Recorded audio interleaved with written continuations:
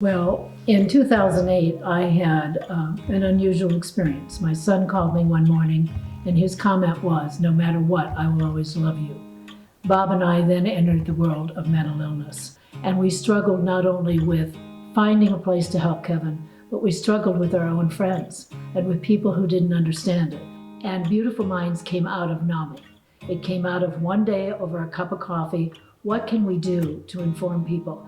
How do we get people to understand it's okay to talk about it? So we tried to come up with something, and Peggy mentioned dinners, and we thought we would try, because I love the movie that Russell Crowe was in called Beautiful Minds. It was a small group in the beginning. We called people that were our friends, that we knew who would care, that care about our community and our state, and who would come forth, and that's how we got our first group. It wasn't about fundraising, it was about mind raising. You know, that was a really easy decision for me. And part of it is I love to entertain.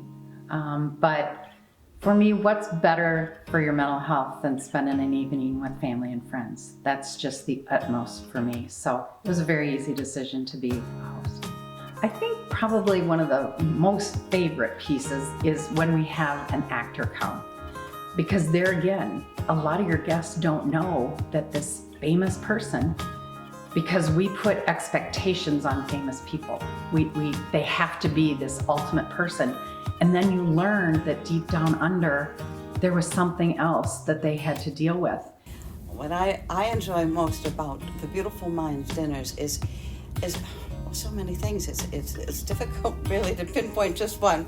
But I would have to say what I enjoy is the coming together and the intimacy of the meetings themselves. I find that so enjoyable. Plus, we get a meal, so that's always a bonus for me anyway.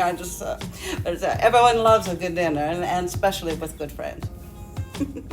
If you want a fun evening with family and friends, you have to do this. But you don't have to make it hard.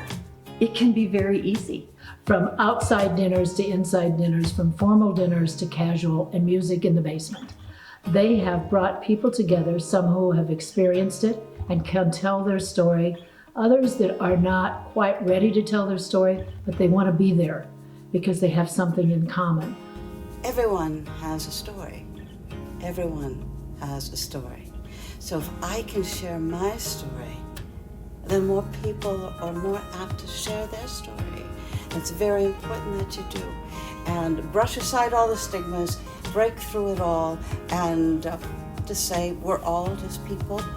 We're all just people, and we all want to get through, and we need each other.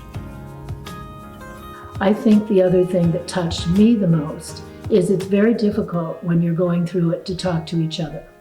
I mean, it makes such a difference because everybody is so open now. Everybody's willing to talk about it. And before, when we first started, it was a frightening topic. And it was such a, celebration isn't even the word.